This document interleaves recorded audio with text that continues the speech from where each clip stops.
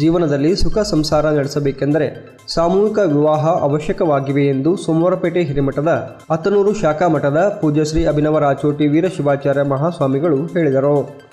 ಅವರು ಸಿರ್ವಾರ್ ತಾಲೂಕಿನ ಅತ್ತನೂರು ಗ್ರಾಮದ ದಿಡ್ಡಿ ಬಸವೇಶ್ವರ ದೇವಸ್ಥಾನದ ಆವರಣದಲ್ಲಿ ಶ್ರೀಮಠದ ಪೂಜ್ಯ ಶ್ರೀ ಲಿಂಗೈಕ್ಯ ರಾಚೋಟಿ ವೀರಶಿವಾಚಾರ್ಯ ಮಹಾಸ್ವಾಮಿಗಳವರ 20ನೇ ವರ್ಷದ ಪುಣ್ಯಸ್ಮರಣೆ ಪ್ರಯುಕ್ತ ನವಲಗುಂದ ನಾಗಲಿಂಗ ಶಿವಯೋಗಿಗಳವರ ಪುರಾಣ ಪ್ರವಚನದ ಮುಕ್ತಾಯ ಸಮಾರೋಪ ಸಮಾರಂಭ ಹಾಗೂ 11 ಜೋಡಿಗಳ ಸರಳ ಸಾಮೂಹಿಕ ವಿವಾಹ ಕಾರ್ಯಕ್ರಮದಲ್ಲಿ ಮಾತನಾಡಿದರು.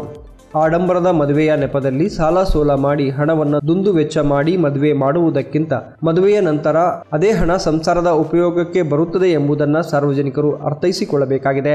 ಪರಸ್ಪರ ಮನಸ್ಸುಗಳ ಮಿಲನವೇ ಮದುವೆ ಎಂದು ಹೇಳಿದರು. ಯಾವುದೇ ಶರಣರನ್ನ, ಯಾವುದೇ ಸಂತರನ್ನ, ಮಹಾತ್ಮರನ್ನ ಯಾವುದೇ ಒಂದು ಜಾತಿಗೆ ಸೀಮಿತವಾಗಿ ಗೊಳಿಸುವುದು ಬೇಡ.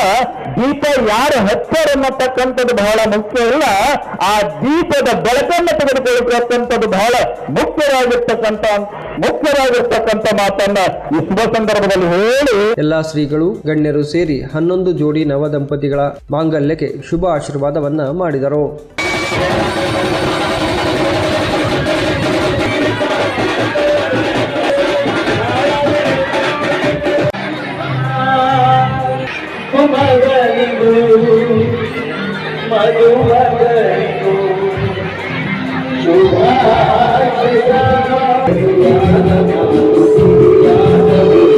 ಸಭೆಯನ್ನ ಉದ್ದೇಶಿಸಿ ಅಧ್ಯಕ್ಷತೆ ವಹಿಸಿದ್ದ ನೀಲಗಲ್ ಬೃಹನ್ಮಠದ ಪೂಜ್ಯ ಶ್ರೀ ಪಂಚಾಕ್ಷರಿ ಶಿವಾಚಾರ್ಯ ಮಹಾಸ್ವಾಮಿಗಳು, ಕಿಲ್ಲೆ ಬೃಹನ್ಮಠದ ಪೂಜ್ಯ ಶ್ರೀ ಶಾಂತಮಲ್ಲ ಶಿವಾಚಾರ್ಯರು, ಮಾನ್ವಿ ಕಲ್ಮಠದ ಪೂಜ್ಯ ಶ್ರೀ ವಿರೂಪಾಕ್ಷ ಪಂಡಿತಾರಾಧ್ಯ ಶಿವಾಚಾರ್ಯರು, ಅಖಿಲ ಭಾರತ ವೀರಶೈವ ಲಿಂಗಾಯತ ಮಹಾಸಭಾದ ಜಿಲ್ಲಾಧ್ಯಕ್ಷ ಚಂದ್ರಶೇಖರ್ ಪಾಟೀಲ್ ಮಿರ್ಜಾಪುರ್ ಮಾತನಾಡಿದರು.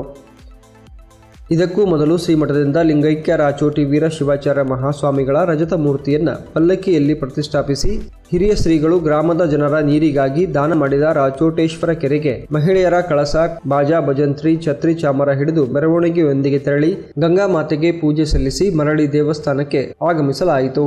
ಈ ವೇಳೆ ಕಲಾವಿದರಾದ ಡಾಕ್ಟರ್ ಶರಣಪ್ಪ ಗೋನಾಳ್ ತಂಡದಿಂದ ಸಂಗೀತ ಕಾರ್ಯಕ್ರಮ ನಡೆಯಿತು. ಈ ಸಂದರ್ಭದಲ್ಲಿ ಪೂಜ್ಯ ಶ್ರೀ ರೇಣುಕಾ ಶಾಂತಮಲ್ಲ ಶಿವಾಚಾರ್ಯರು, ಪೂಜ್ಯ ಶ್ರೀ ವೀರ ಸಂಗಮೇಶ್ವರ ಶಿವಾಚಾರ್ಯರು, ಪೂಜ್ಯ ಶ್ರೀ ಶಂಭು ಸೋಮನಾಥ ಶಿವಾಚಾರ್ಯರು, ಜಾಗಟ್ಗಲ್ನ ಶರಣರು, ಗ್ರಾಮದ ಹಿರಿಯರು, ಜೆಡಿಎಸ್ ಮುಖಂಡ ಮಹಾಂತೇಶ್ ಪಾಟೀಲ್ ಅತ್ನೂರು, ಗ್ರಾಮ ಪಂಚಾಯತ್ ಅಧ್ಯಕ್ಷ ವೀರಭದ್ರಯ್ಯ ಸ್ವಾಮಿ ಸೇರಿದಂತೆ ಶ್ರೀಮಠದ ಶಿಷ್ಯ ವೃಂದದವರು, ಪುರೋಹಿತ ಬಳಗದವರು, ಅತ್ನೂರು ಗ್ರಾಮದ ಸದ್ಭಕ್ತರು, ಸುತ್ತಮುತ್ತಲಿನ ಗ್ರಾಮಸ್ಥರು ಉಪಸ್ಥಿತರಿದ್ದರು.